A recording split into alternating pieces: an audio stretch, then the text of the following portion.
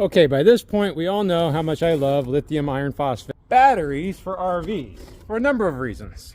And while weight, power density, charging speed, and even safety are all important reasons to choose them over lead batteries, because these lithium iron phosphate batteries will have a built-in BMS, which means they have a little tiny intelligent computer inside them that turns the actual battery cells on and off depending on the conditions.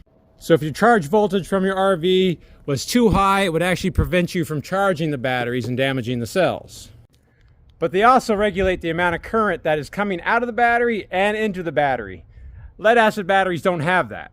And that's an important thing to think about when you are considering upgrading from lead acid batteries to lithium iron phosphate batteries like these ones from timeusb.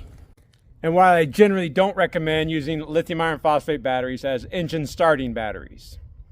Now, besides the obvious size difference, this one only has 50 amp hours of capacity, while this one over here has 200 amp hours capacity.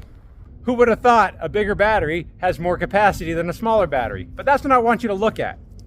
If you look just right here on the cover page of the manual, we have 200 amp BMS, and this one over here says 50 amp BMS, which means this smaller timeusb battery can only discharge 50 amps of current continuously before it shuts off the cells on the discharge. Whereas this 200 amp hour battery has a continuous charge and discharge rate of 200 amps. Now, generally, most vintage and modern RVs will not be utilizing 50 amps of continuous current draw when you are living or using the RV. However, it is an important factor to know when you buy a lithium iron phosphate battery for a trailer or a motorhome that has a hydraulic pump for slide out rooms or leveling jacks or even heavy duty 12 volt landing gear, which is all running off the house battery, or is a starting battery for your onboard generator. If you undersize your BMS from your batteries, you're going to run into problems.